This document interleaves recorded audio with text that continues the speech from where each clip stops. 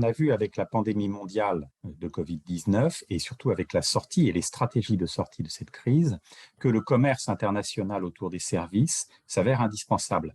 On peut faire mention, par exemple, du système éducatif, avec les échanges éducatifs qui ont été totalement mis en sommeil pendant 2 ans et qui doivent être désormais réactivés et faire l'objet, bien évidemment, de décisions gouvernementales, mais aussi d'un certain nombre d'initiatives visant peut-être à amplifier ces échanges. On peut aussi faire mention, un point peut-être plus important encore d'ailleurs, du tourisme international, de l'économie du tourisme qui a considérablement souffert de cette pandémie et qui doit là aussi être confronté à la fois à des décisions politiques pour une réouverture de ce tourisme, et puis à un certain nombre de mises en place de stratégies économiques pour soutenir cette industrie du tourisme.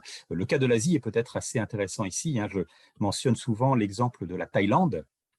La Thaïlande a une industrie touristique très importante qui représente plus de 20% du PIB de la Thaïlande, et c'est évidemment un manque à gagner considérable pour ce pays suite à la pandémie de Covid-19, et donc il est important pour ce pays, comme pour tant d'autres bien évidemment, de réouvrir. Donc voilà 2 exemples, on pourra en mentionner une multitude d'autres autour de l'e-économie, l'économie hybride ou informatique désormais, qui nous impose là aussi non seulement un certain nombre de mesures pour faire face à cette urgence qui est la sortie de cette pandémie, mais aussi, pourquoi pas, pour repenser les échanges internationaux autour de ces différents acteurs ou de ces différentes fonctions.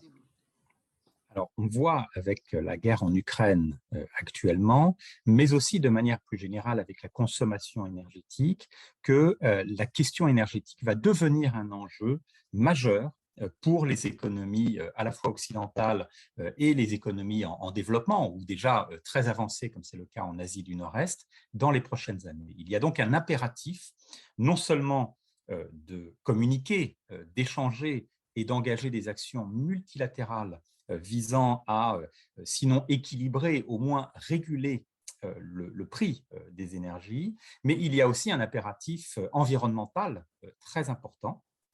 Et cet impératif environnemental nous impose de tenir compte d'un certain nombre d'impératifs qui sont ceux du changement climatique.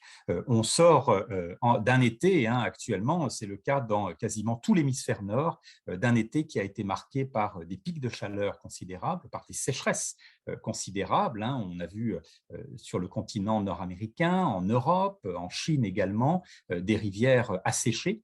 Et donc, je crois qu'il y a là un impératif d'unir nos efforts le plus rapidement possible pour là aussi, pas se contenter simplement d'apporter des réponses à la crise qui est essentiellement liée à la crise ukrainienne, mais de repenser notre stratégie énergétique à échelle internationale.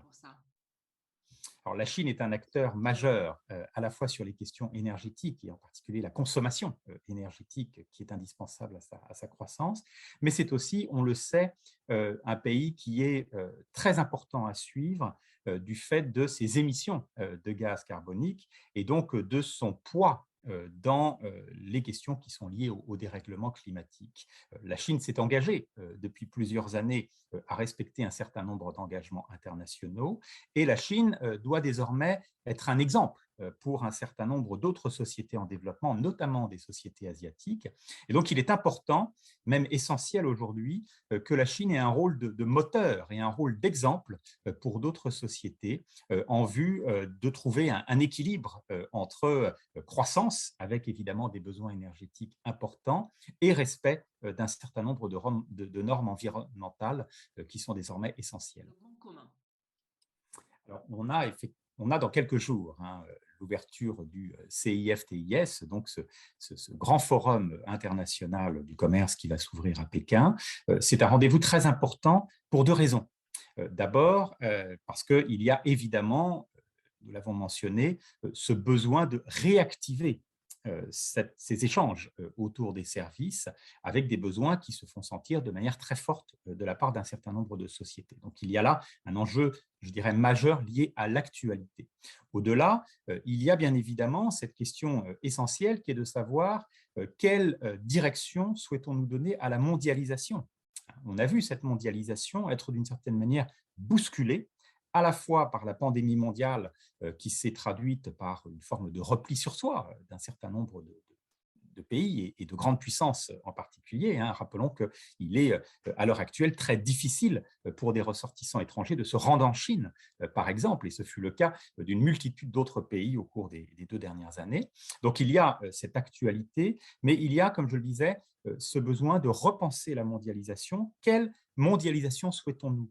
Comment y associer le développement durable? Comment y associer les questions environnementales? Comment y associer ce besoin de réguler nos consommations énergétiques, et puis de manière peut-être un petit peu plus large, et sur ce point, ce forum tombe à point nommé, il va être particulièrement important, quel va être le rôle de la Chine dans cette nouvelle mondialisation, cette mondialisation qui doit être repensée. Et donc, à cet égard, ce forum arrive à un moment qui est un moment charnière, un moment particulièrement important pour essayer de réfléchir ensemble à cette nouvelle mondialisation et au rôle des uns et des autres.